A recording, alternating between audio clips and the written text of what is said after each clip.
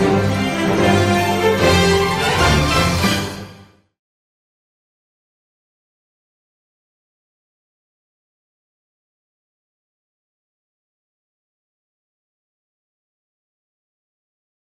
halo sahabat Tegas, selamat datang di podcast Tegas Jaga Indonesia.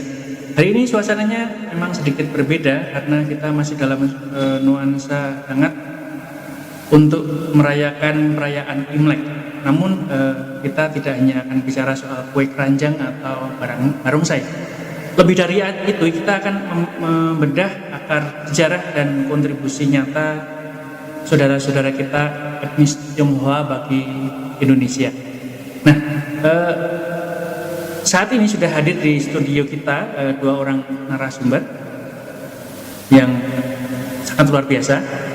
Mas Alfani, ini seorang praktisi sejarah ya Pak ya, dan Bung Stani, Ketua Umum Tegas Jaga Indonesia. Halo Mas Alfani, Bung Stani. Ya, Mas Siang.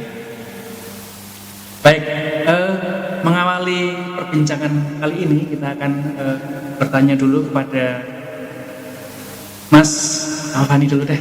Ya. Nah, banyak yang melihat bahwa Imlek itu hanya sebuah ritual agama atau budaya yang sifatnya musiman gitu ya.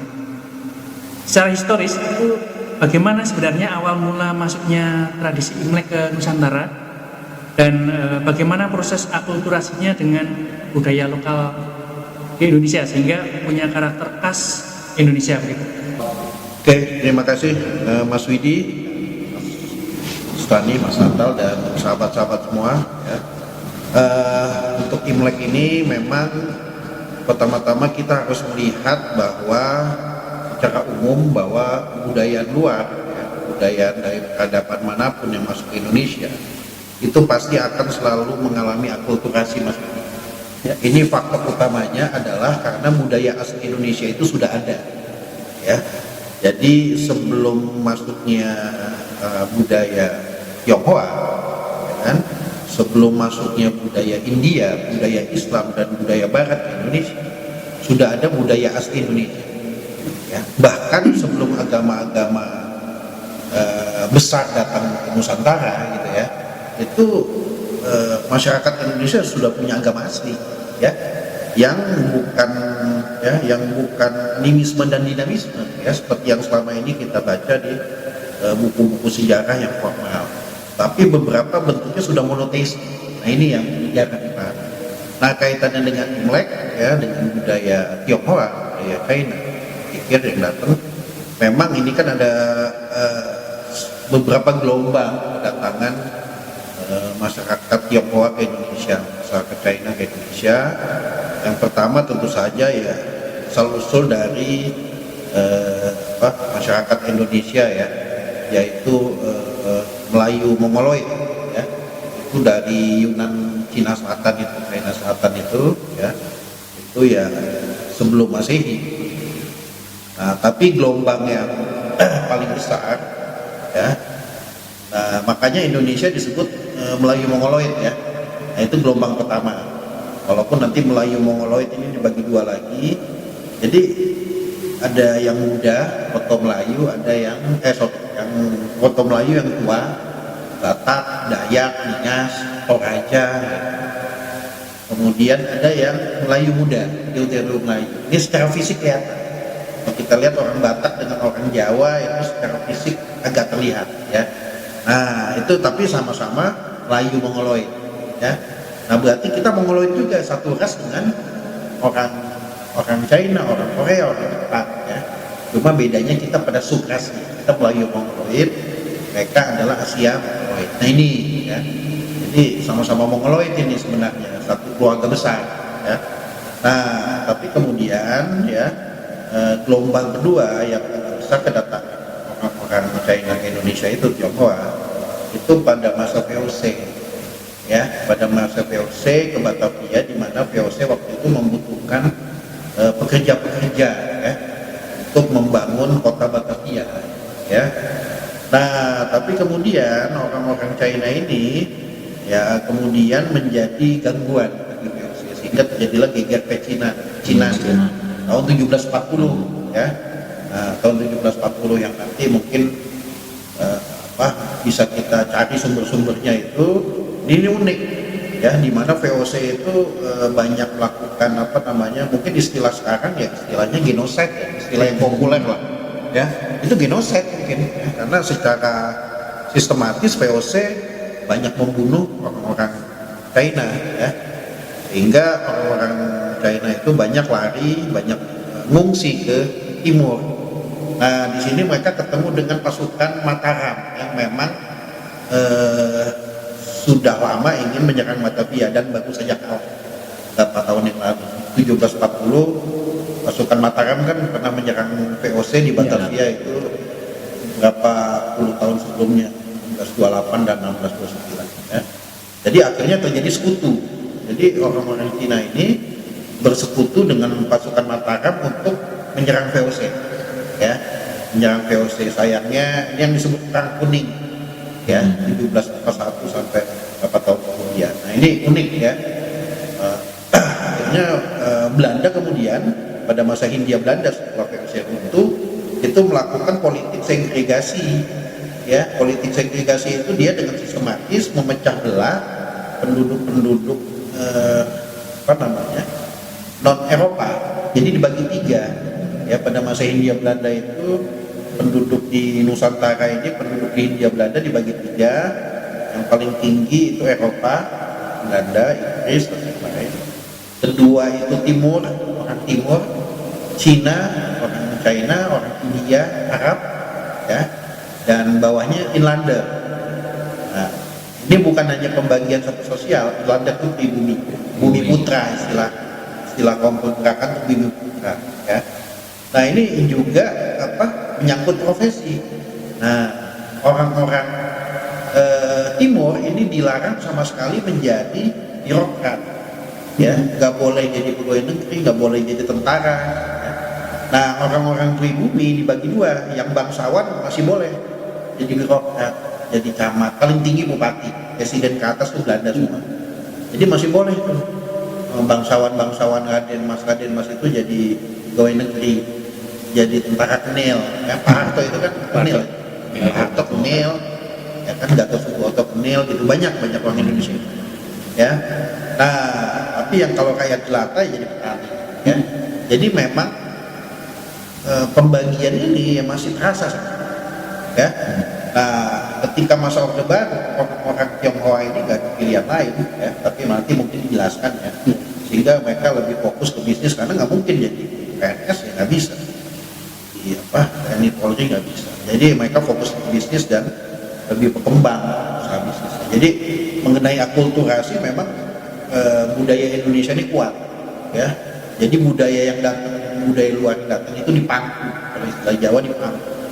Jadi budaya asli Indonesia ini tidak pernah dikalahkan, tapi mereka memangku budaya-budaya luar, dan budaya-budaya luar terpaksa menyesuaikan diri, mengakulturasi diri dengan budaya asli Indonesia ya.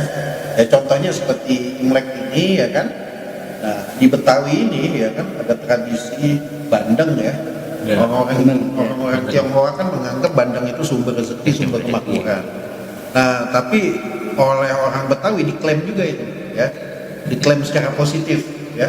Nanti di Rombelong, di kebun jeruk ini, kebetulan di kebun jeruk ya kan, itu banyak orang Betawi yang juga beli ikan bandeng kan, untuk dihadiahkan kepada orang tua, kepada mertua gitu ya. Jadi ya repotnya semuanya repot jadi ya kan di bandeng itu.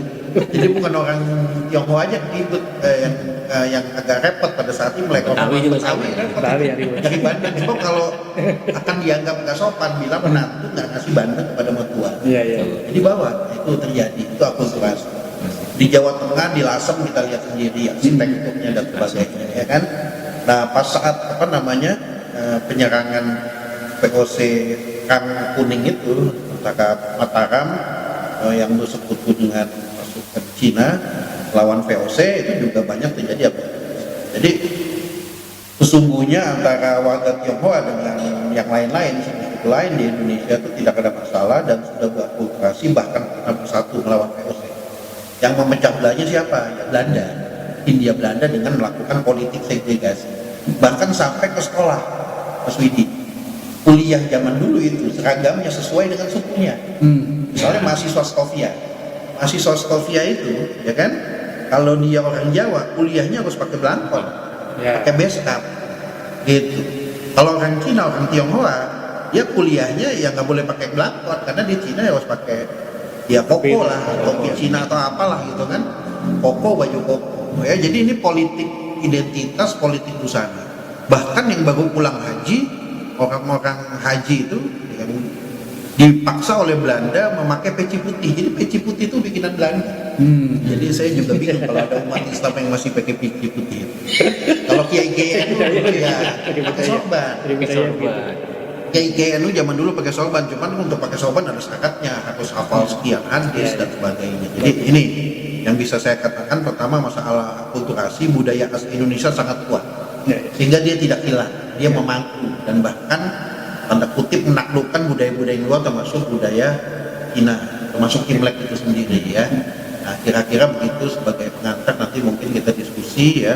Tapi yang terjadi saat ini memang adalah hasil dari Hindia Belanda melakukan politik segregasi pemisahan itu. Baik, terima kasih Mas Fani menyampaikan sesuatu yang sangat menarik. Bagaimana tadi Imlek dengan dari budaya Cina masuk ke Nusantara, proses akulturasi, asimilasi. Sekarang kita beralih ke Bung Stani. Nah, sebagai Ketua Tegas Jaga Indonesia.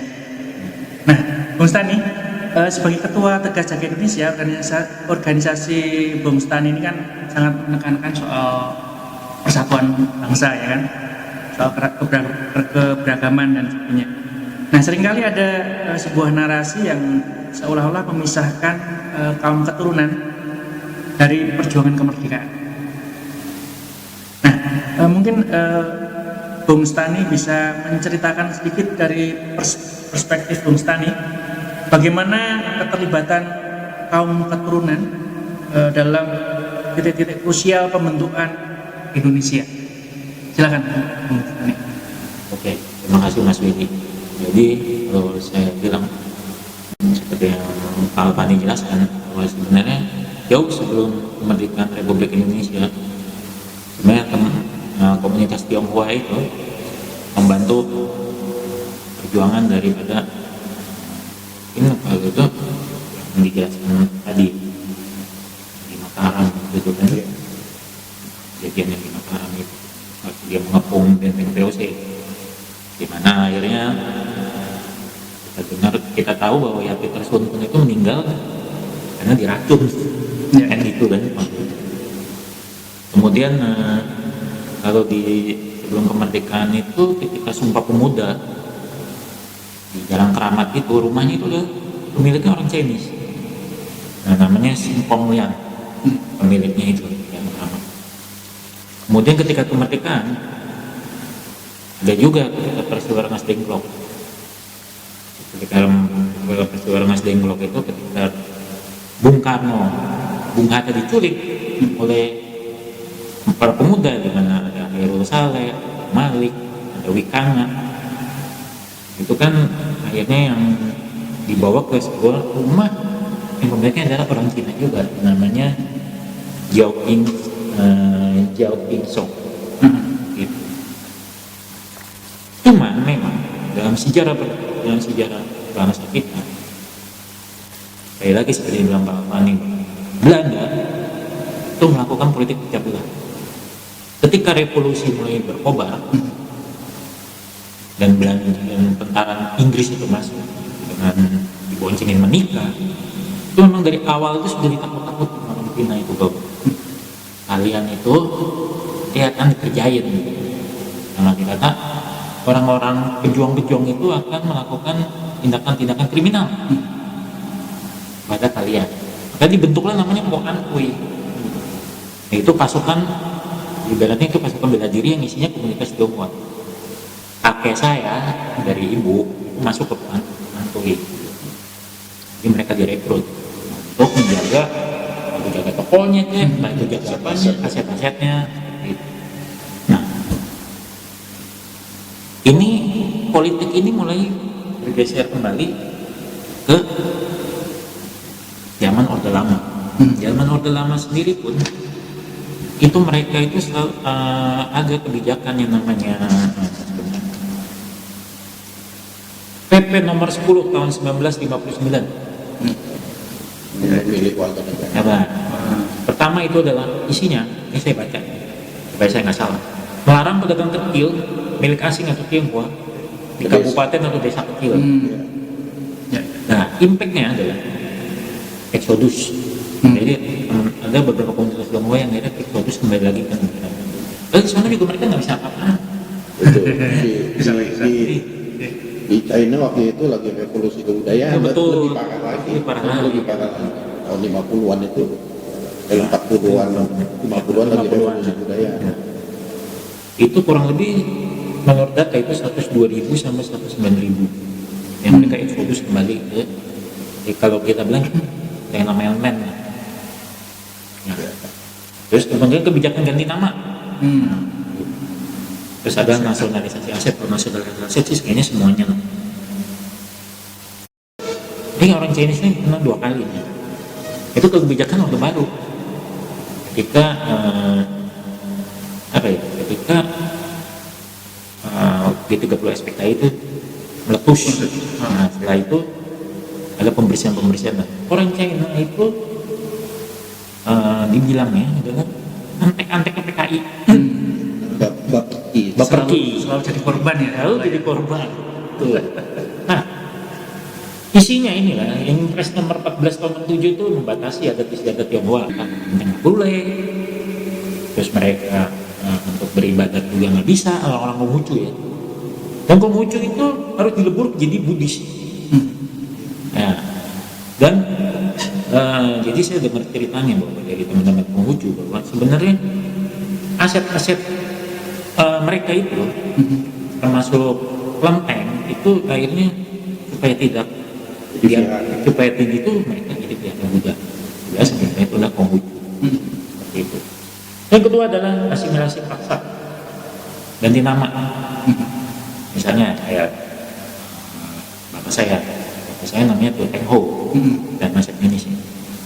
Jadi yang harus selalu disebutkan adalah namanya Theodorus Setio. Kebetulan bapak saya baptis kan, jadi namanya Theodorus, nah yang itu dipakai. Ibu saya namanya Lau Siotin, Melda Tinawati ya. Seperti itu contohnya. Itu. Terus yang paling ini pembatasan ekspresi budaya itu baru saya tidak boleh. Yang lebih menyakitkan adalah SBKRI. Itu paling menyakitkan. Itu yang namanya litsus itu. Kalau kita mengurus apa-apa paspor, ke imigrasi, itu selalu diminta SBKRI. Mana SBKRI? Kebetulan saya ini berdua bersaudara ikut warga negara yang ikut orang tua. Kebetulannya lagi bapak saya PNS, bapak saya kan dokter. Nah, dokternya itu karena waktu itu karena mungkin orang segan nama almarhum bapak saya itu karena bapak saya adalah dokter sipil pertama yang masuk ke Papua setelah Trikora. Bukan yang pertama itu kan kalau dokter militer yang pertama itu almarhum Ben Boy. Nah, almarhum dokter Ben Boy yang masuk duluan. Ben Boy yang istrinya itu kan mantan Menkes juga, Ibu Napsi yang Boy. Dokter Ben Boy yang masuk dulu, kemudian baru bapak saya dan baru Papua. Jadi mungkin orang bisa benar ya bapak saya. Waktu itu pernah kejadian kakak saya di imigrasi kota tahun 90-an dia mau ke sana minta SBKRI. Mana SBKRI? Bapak saya marah. Orang saya PNS tuh, orang anak saya udah ikut. KTP udah punya pada. Ini KTP udah punya. Nah, itulah yang jadinya jadi menyakitkan SBKRI itu. Dan sekali lagi KTP itu ada tanda-tandanya tuh zaman dulu. Tantangannya orang-orang kelurahan tahu. Ini apa? Ini keturunan lah. Zaman-zaman dulu kan begitu. Nah, akhirnya impactnya tuh ada beberapa kali kita mengalami hal-hal yang sifatnya kerusuhan anti Cina, anti keturunan Tionghoa. Sebenarnya mulainya dari Bandung tuh 5 Agustus 2023. mama lari. Padahal padahal itu Jepang kenapa jadi orang Cina yang kena gitu. Itulah yang jadi masalah. Beberapa hari terus kemudian juga parah ya apa. Tapi ya nanti lah di Mei 98 itu nanti kita akan bikin sesi lagi Mas Widi, kita membicarakan topik yang paling dalam di situ. Itu yang jadi masalah. Jadi yang sekarang tuh kita pernah mendengar beberapa orang yang sebenarnya itu zaman reformasi itu sangat disayangkan. Contoh kasus Hendrawan, atlet bulu tangkis. Itu kan dia sudah berarti mengucurkan darah, mengucurkan air mata, susi juga awal-awal. Tapi kalau yang parahnya Hendrawan, saya nggak tahu apa yang terjadi dengan. Ibu Megawati sudah ngasih jalan mau. Bu Mega tuh sudah kayaknya sudah kasih surat. Cuma nggak tahu yang main Gabrinya waktu itu kan Pak Hari Sabarno ya. Kenapa tuh dia nggak mau ngasih WNI-nya? Bingung juga kita. Itu kan akhirnya Hendrawan lari ke Amerika kan. Dia jadi warga negara Amerika. Sangat-sangat disayangkan. Ini kan contoh kasus aja. Belum lagi Sipu, yang Rusia itu pelatih bulu tangkis perempuan yang mengorbitkan Susi Susanti kan yang Rusia itu. Masih itu dia nggak mendapat WNI itu sebagai sama kan ininya kan menjadi suatu pertanyaan. Ya, menurut saya itulah sebenarnya bentuk-bentuk diskriminasi yang menurut saya itu suatu kekonyolan.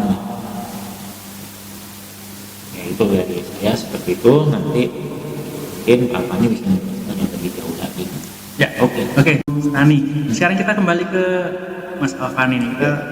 Tadi kita tahu kan bahwa perayaan Imlek itu sempat dibatasi ya selama puluhan tahun sebelum akhirnya lalu kembali diakui secara resmi di era-era reformasi. Nah, lalu secara sejarah apa dampak psikologis dan sosiologis dari pelarangan tersebut terhadap pelestarian identitas kaum Tionghoa di Indonesia? Jadi memang dampaknya sangat kasar ya. Sebenarnya bukan hanya bagi kaum Tionghoa tapi juga bagi keseluruhan bangsa ya. Ya seperti ini misalnya diskriminasi misalnya terhadap profesi-profesi tertentu di mana warga Tionghoa agak dipersulit untuk masuk PNS TNI Polri ya kan. Jadi seakan-akan ada pembelahan gitu ya, bahwa orang Tionghoa memang fokus bisnis dagang, yang suku-suku lain itu lebih diutamakan untuk menjadi pegawai ya.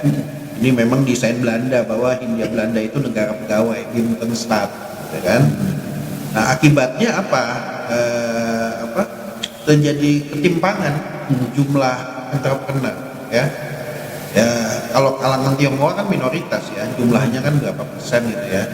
Suku-suku lain mayoritas. Akibatnya di suku-suku lain itu tidak tumbuh semangat entrepreneur karena mereka memang diarahkan untuk menjauhi bisnis, untuk menjadi pegawai, untuk menjadi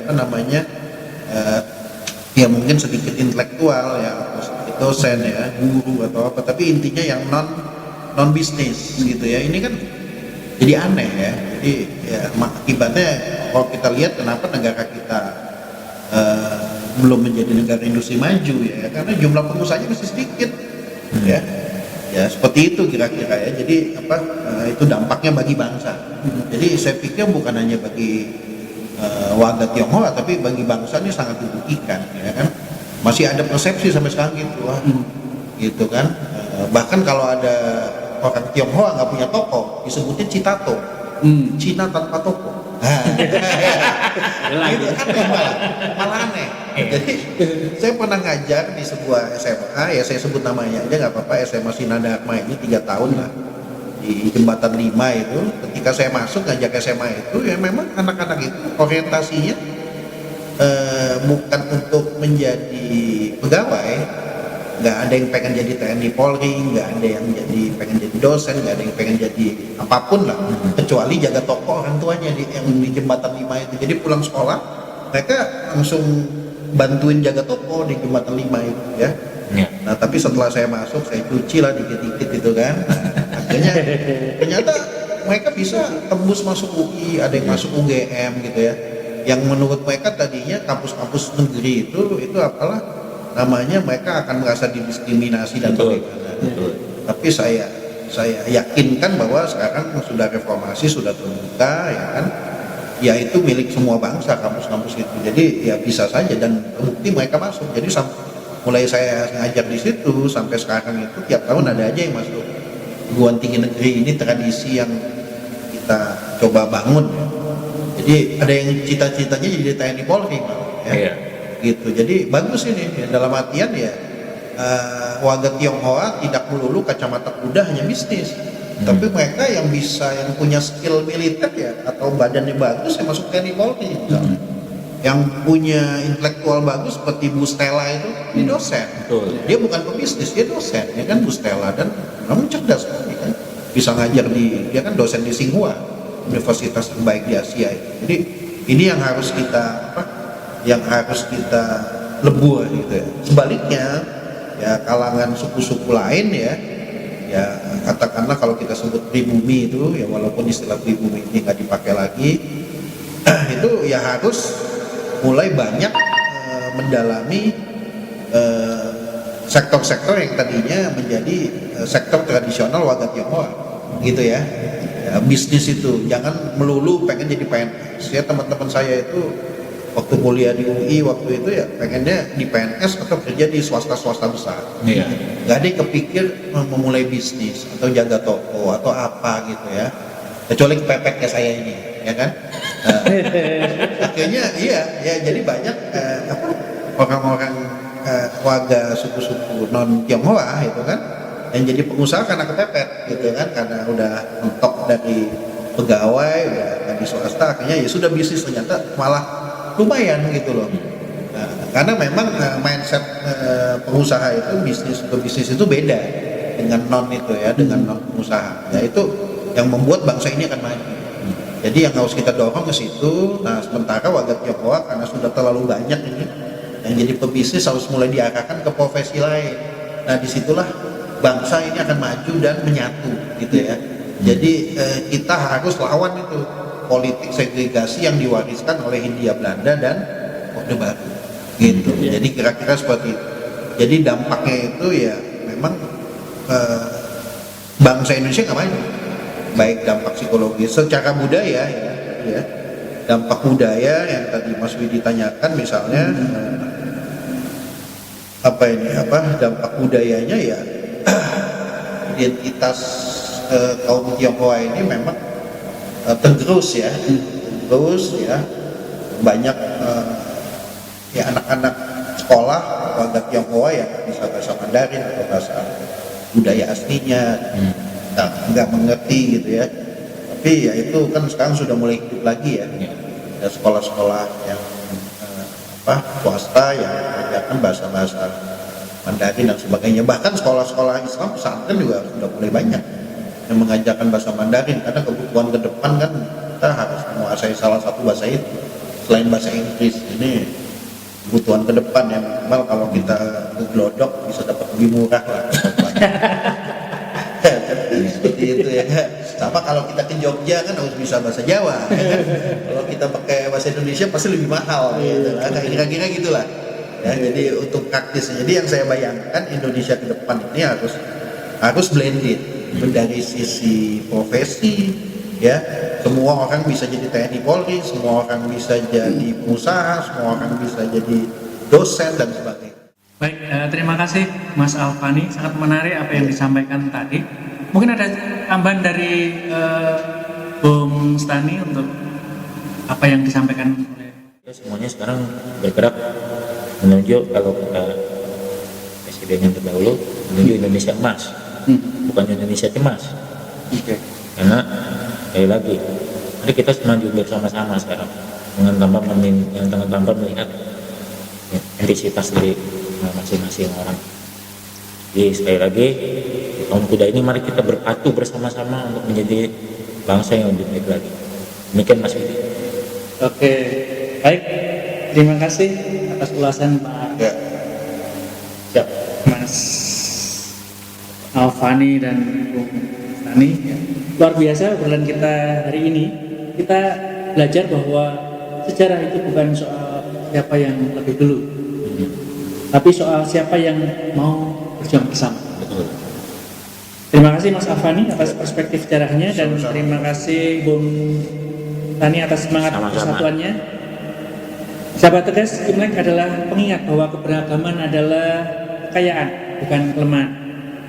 Saya, Witi, pamit undur diri. Jaga Indonesia, jaga persatuan. Sampai jumpa di episode selanjutnya.